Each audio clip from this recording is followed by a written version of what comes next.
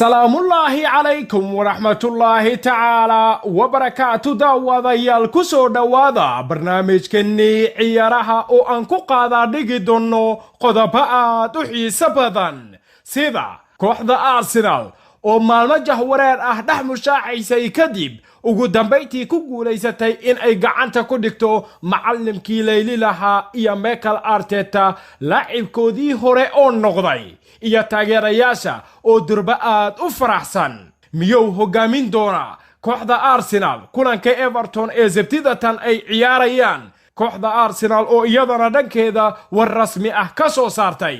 jiriiradaha Ingiriiska oo isla dhaxqaadaya in laacibka da'da yar ee Haaland uu soo gaaray magaalada Manchester maxaa ka jira warkaasi Ole Gunnar Solskjaer oo la hordhigay muxuu kaga jawaabay sidoo kale miyay iibinayaan Paul Pogba isla isaga ayaa ka jawaabi doona barnaamijkeena ayaadna ku daawan doontaa inta uu hawada ka baxayo kama marno kooxaha Manchester United iyo Manchester City oo wada hadalla la bilaabay kooxda Bayer Leverkusen wada hadalladaasi oo ku qotama sidii ay ku ili lahaayeen suuqa January da'yarka u soo kacay xulka qaranka Jarmalka ee Kai Havertz kooxda Chelsea oo dhankeeda degsatay qorshe baaxad weyn oo ay doonayso in dhabarka ay kaga kala jebiso naadiga Real Madrid xilli ay u baahan tahay Isco iyo Silamida Vinicius Junior halka duulaan kalena ay ku qaadi doonto kooxda Crystal Palace oo ay ku doonayso Wilfried Zaha Lautaro Martinez laacibka aadka loo xiriirinayo kooxda Barcelona oo isna ka warbixiyay dareenkiisa ku qotama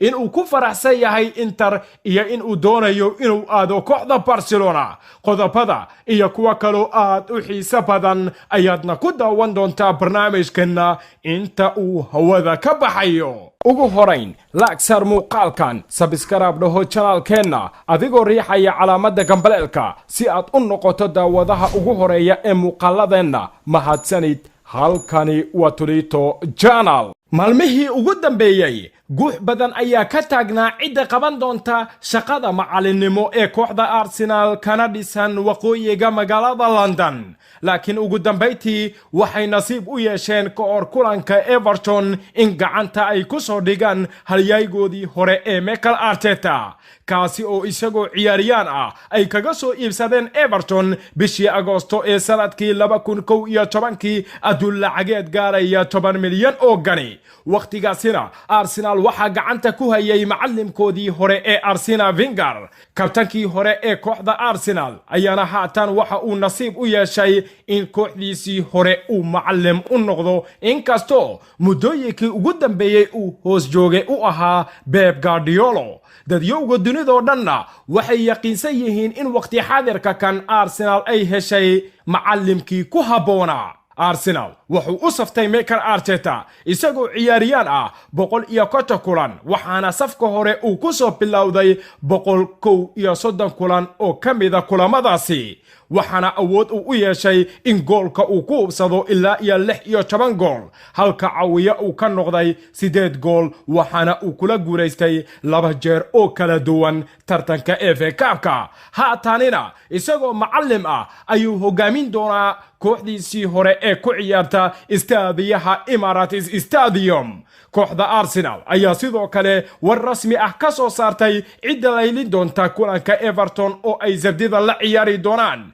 kooxda ka dhisan waqooyiga London ayaana si cad u sheegtay in kooxda uu sii hogaamin doono Lampard taasi oo la micno ah in Arteta uu shaqada bilaabi doono Axadda iyo wixii ka dambeeya laakiin haatan waa macallimka kooxda Arsenal warkanina waa war riyaa gelinaya jamaahiirta Arsenal oo dhinac kasteetaba sugayay cidda laylin doonta sidoo kale weeraryaanka kooxda Inter Milano iyo xulka qaranka Argentina ee Lautaro Martinez ayaa ka mid noqday xidigaha sida weyn ay u doonayso kooxda ka dhisan gobolka Catalonia ee Barcelona si ay badal ugu dhigtaan Luis Suarez oo noqday laacib da'ada ay kulaalayso laacibkan reer Argentina oo lagu qiimeynayo in heshiiskiisa Inter Milano lagu burburin karo adduun lacageed gaaraya 110 milyan oo euro marka uu furmo suuqa soo aadan ayaa waraysi uu siiyay jariirada reer Talyaani ee Republic wuxuu kaga hadlay arrimo dhowr ah oo ku qotama sida uu ugu faraxsan yahay inuu ka sii mid ahaado kooxda Inter Milano ee ka dhisan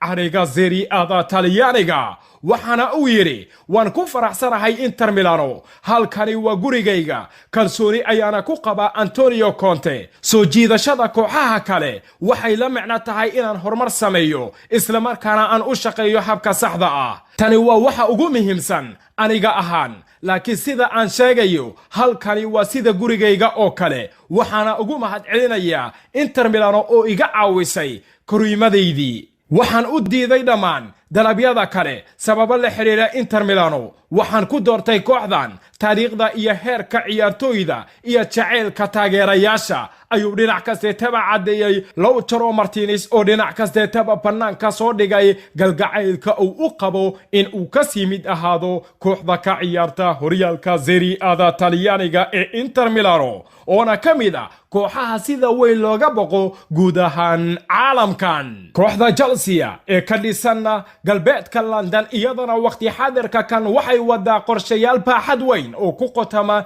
in kooxda Real Madrid ay u soo bandhigto dalab lacageed oo gaaraya 52 milyan oo euro oo ay ku doonayso laacibkooda qadka dhexe ee Esco. kooxda Los Blancos ayaana laga yaabaa in gabi ahaanba ay aqbasho dalabkani ka soo gaaraya kooxda ka dhisan galbeedka London, oo maxaa yeelay 27 jirkan ayaanan ku faraxsanayn in uu sii joogo istaadiyaha Santiago Bernabeu. oo intaasi kuma eka kooxda Chelsea wararkeeda xagga suuqa kala iibsiga ciyaartooyda oo sidoo kale duulaan ay ku qaadaysaa mar kale kooxda Los Blancos, waxaana ay diyaar u tahay in dalab kale oo cajaa'ib leh ay hordhigto maamulka istaadiyaha Santiago Bernabeu iyo kooxda ka dhisan caasimada Spain, kaasi oo noqonaya mid ay ku doonayaan laacibka da'da yar ee reer Brazil Vinicius Junior oo dhinac kasteetaba ku soo baxay laacib aad u cajaa'ib leh. waxaana uu qanciyay macallin Frank Lampard waqti xadarka kan iyo wixii ka dambeeyana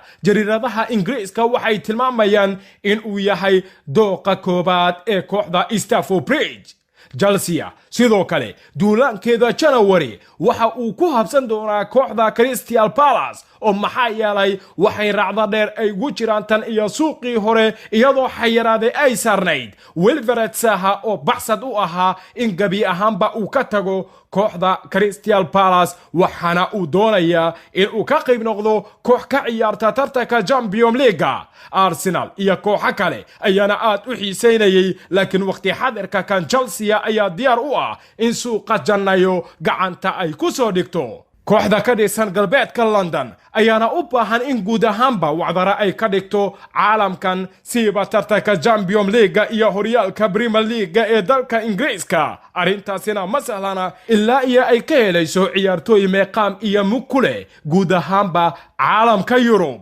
halka kooxaha Manchester United iyo Manchester City iyagana wada hadalla ay la yeesheen kooxda Bayer Leverkusen si ay ula soo wareegaan laacibka lagu magacaabo Kai Havertz, sida ay sheegayaan wararka ka soo baxaya cariga Jarmalka. sidoo kale kooxaha doonaya laacibkani reer Germany waxa qayb ka ah Bayern Munich, Barcelona iyo Real Madrid. waxaana laacibkani 20 jirka lagu qiimeeyaa in heshiiskiisa lagu burburin karo adduun lacageed gaaraya 130 milyan oo euro. Havertz ayaana kooxdiisa matalay xilli ciyaareedkan ilaa iyo 20 kulan tartamada oo dhan, isaguna u dhaliyay 2 gool. waxaana loo arkaa in uu ka mid yahay jiilka da'da yar ee u soo kacay guud ahaanba dunida tan. xagga jariiradaha Ingiriiskana waxay si weyn ay u hadalhayaan in laacibka da'da yar ee la yiraahdo Erling Haaland uu gabi ahaanba soo aaday xagga iyo magaalada Manchester. hase yeeshee waxaa su'aashaasi la hordhigay macallin Ole Gunnar Solskjaer, waxaana uu yiri uma malaynayo in halkani uu joogo marka aan daacadda u hadlo, mana doonayo in aan farageliyo arrintan, waayo ma jecli inaan ka hadlo ciyaariyaan koox kale u ciyaara, taasi waa shakhsiyad kale. sidoo kale macallimka kooxda Manchester United ayaa ka hadlay xaalka Paul Pogba oo si weyn loo xiriirinayo in uu ka tagi karo kooxda Manchester United marka la gaaro suuqa January, isagoo waliba dhaawac u duleystay tan iyo dhamaadkii bishii September. waxaana uu yiri Ole waana la tababaranayaa balse wax badan kuma jiro tababarka, waa uu tababaranayaa waana tillaabo uu horay u qaadayo haa dabcan sababtoo ah waa xidig cajiib ah waxaana uu leeyahay shakhsiyad soo jiidasho leh aniga ahaan waan ku faraxsanahay inaan haysto ciyaaryahan caynkaasi oo kale ah oli ayaa la hordhigay su'aal adag oo noqonaysay miyaad iibinaysaa suuqa January laakiin waxa uu ku jawaabay lama iibinayo January taasina waa mid u dejinaysa qulubta jamaahiirta kooxda Manchester United ee aadka u taabacsan Paul Pogba oli ayaana rajeeyay in kulamada Boxing Day-ga lagu arki doono Pogba oo xiran maaliyadda kooxda Manchester United boqolkiiba boqolna caafimaadkiisa uu yahay mid taam ah guud ahaan barnaamijkani ciyaaraha uu idila socodsiinayay anigoo ah Maxamed Cabdirasaaq Tolman saaxiibayaal wanaga inta aan ku kulmi doono barnaamij lamid ah